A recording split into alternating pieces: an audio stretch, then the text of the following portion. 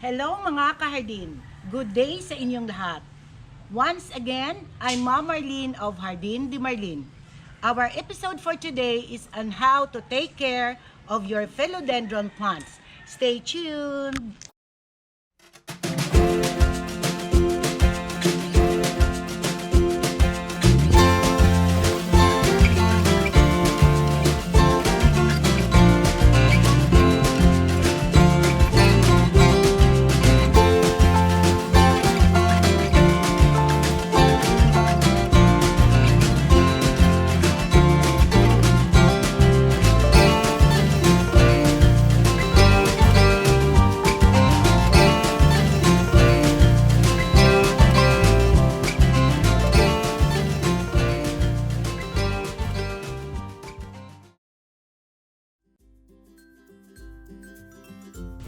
Welcome back! Philodendron lover ka ba? You are in the right channel. Now, let's talk about care tips. For our tip number 1, the soil requirement. Make sure that you have the right soil profile. Right soil profile is a well-draining soil. In Hardin Di Marlene, we use the 3-in-1 potting soil mix. So ito ang example ng well-draining soil that the water can easily escape after watering. At i-compare natin, ang isa nito ay ang mabigat na soil at walang aeration. Saturated siya. And most of the time, ito ang cause ng root rots ng ating mga plants. Now, i-demonstrate ko sa inyo the draining property of our 3-in-1 potting mix soil. So, ididilig natin and look at the excess water drains efficiently. Look. So, ito ang well-draining soil na favorable sa ating philodendron plants. At ito naman, ang ating ordinary soil, ang saturated soil. Mabigat siya at walang aeration sa loob. Ito ang dahilan ang ating plant ay nagka-root rot. So, ididilig natin and tingnan nyo, matagal mag-escape yung water.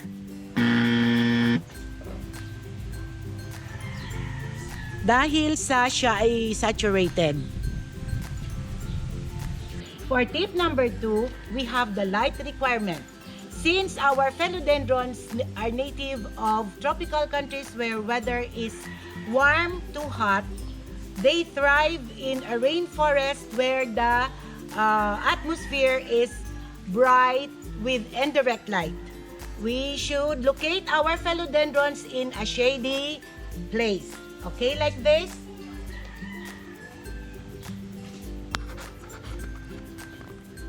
So, location ng aming philodendrons ay under the shade of the tree.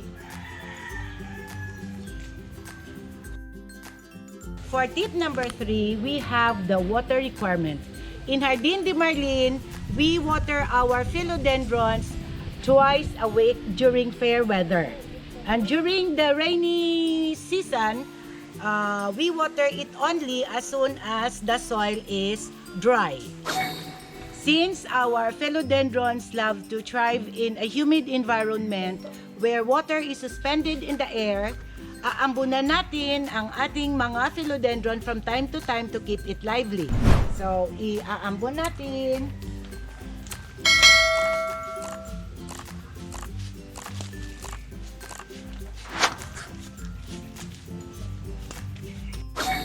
Tip number 4, fertilizer. In Hardin Di Marlene, we go organic.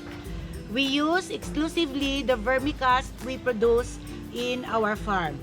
It is a highly microorganism fertilizer. Ito ay naglalaman ng beneficial bacteria at nagsisilbing protection against insects sa ating mga halaman. Tingnan natin itong Belite, very strong and boulder leaf. Ito ay dahil sa soil natin na 3-in-1 potting mix we use in our Dindimarlin. Kasi may kasabihan tayo, if you take care of your soil, the soil will take care of your plants. Wow! Ito ang aming vermicast. Naglalagay kami ng vermicast once a month sa aming mga philodendrons. Like this, ilagay lang sa gilid ng tanim natin ang vermicast, and every pot you can put 2 handful of this organic fertilizer. So, lagyan naman natin ng vermicast ang ating Birkins. Okay, 2 handful sa gilid. Okay. Look, itong posibleng mangyari sa inyong philodendron if hindi nyo inalagaan ng mabuti. The leaves are overexposed to sunlight because of browning, and yung soil saturated. So, kailangan i-repat na ito. So, remember to follow the important care tips on how to grow lavish and stunning philodendrons. So, important tips sa repotting natin. Make sure that your pots has holes at the base of the pot to provide a proper drainage. So, for our frequently asked questions, question number 1, why are the leaves of my philodendron turning yellow or brown? So, look at this melanonin. The leaves is turning yellow, and this indicates overwatering, siguro dahil sa rainy season ngayon. So, the remedy is transfer the location of this melanoni where it can receive enough bright and direct light. For the browning of the leaves, look at this dwarf moonlight. Nag-browning ang leaves due to overexposure to sunlight. So, ang remedy nito ay i-water lang siya natin. For frequently asked question number 2, why is my philodendron dying? There are 2 major reasons why your philodendron is dying. Number 1, overexposure to sunlight and deprivation of sunlight. Number 2 reason, overwatering and underwatering of your philodendrons.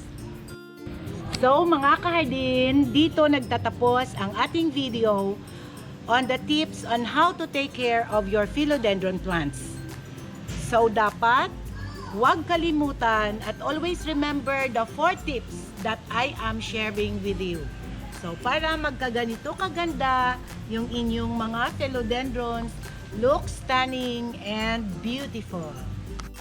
For those who are new to our channel, please click like and subscribe and click the bell button for notifications of our upcoming videos. For more videos, click here. For our subscribers, thank you very much for your support. May kasabihan tayo, angat ang may alam. May God bless and keep us all. Thank you.